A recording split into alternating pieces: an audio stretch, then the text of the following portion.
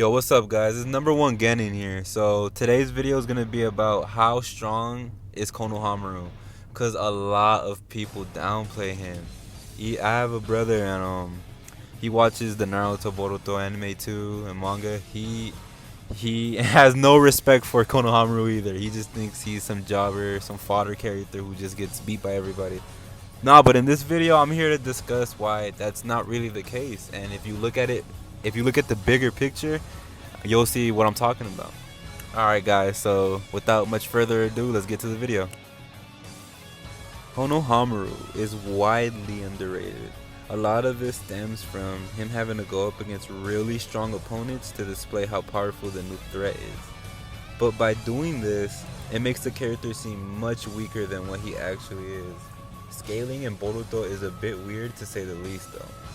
But I want to explain how strong Konohamaru actually is and that he's not someone to be slept on. Konohamaru is an OG in the main Naruto series. We've seen him grow as a shinobi and be Naruto's favorite student. His only student in fact. His grandpa is the great third Hokage Hiruzen Sarutobi, and his uncle is an elite jonin Asuma Sarutobi. Konohamaru has always shown massive potential in part 1 of Naruto. For example, when he learned the rasengan, an S rank level technique, and then when he defeated one of the paths of pain as a genin, may I add. Even though it's not stated that he's a genius like the likes of Itachi or Kakashi, he's always shown to be a genius in his own right. Konohamaru is proficient in fire style jutsu techniques that are exclusive to the Sarutobi clan. Konohamaru has a lightning jutsu that coats himself in electricity, so anyone who would attempt to touch him would get shocked. Other jutsus that he possesses is Asuma's wind techniques as well as wind style rasengan. He's also able to perform multi-shadow clone jutsu as well as his grandpa's shuriken shadow clone jutsu. Another really cool thing that he can do is summon both the toad and monkey summonings like the third Hokage.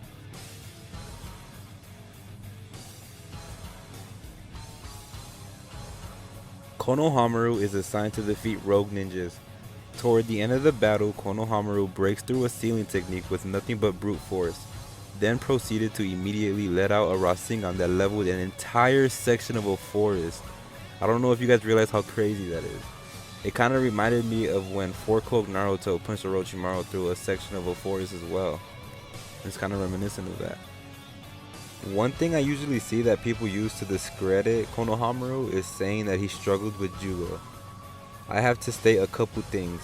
Even Sasuke, of all people, went against Jugo and it didn't end in an instant. And Sasuke actually had to transform to his Virgin 2 curse mark to block a hit of Jugo's. Konohamaru not only stopped Jugo from killing his students, but his Rasengan was enough to power Jugo down from his Virgin 2 state. The same Virgin 2 Jugo who took multiple shots from the 4th Raikage and started laughing.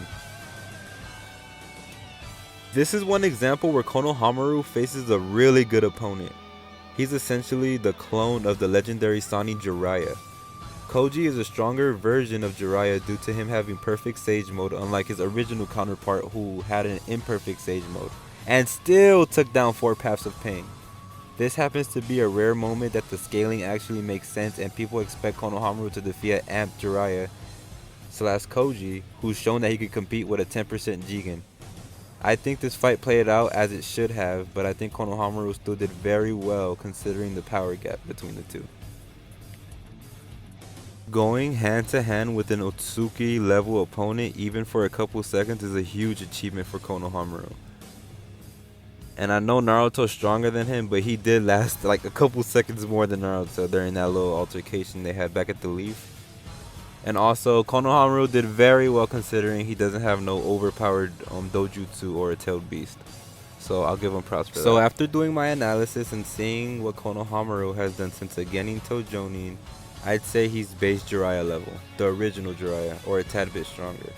You ask why? He held his own against an amped Jiraiya aka Koji and is able to section a level of a forest with just his Rasengan. He also went hand to hand with Jigen for a couple seconds.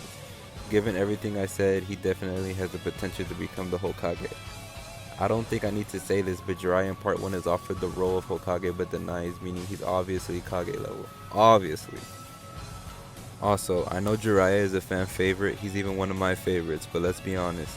In base, he's 4-tailed Cloak Kid Naruto level, and I'd scale Konohamaru around there at this point in the series, which is still really strong and not to be underestimated. Alright guys, so thanks for watching the video and stay tuned for the next Naruto video, alright? See ya!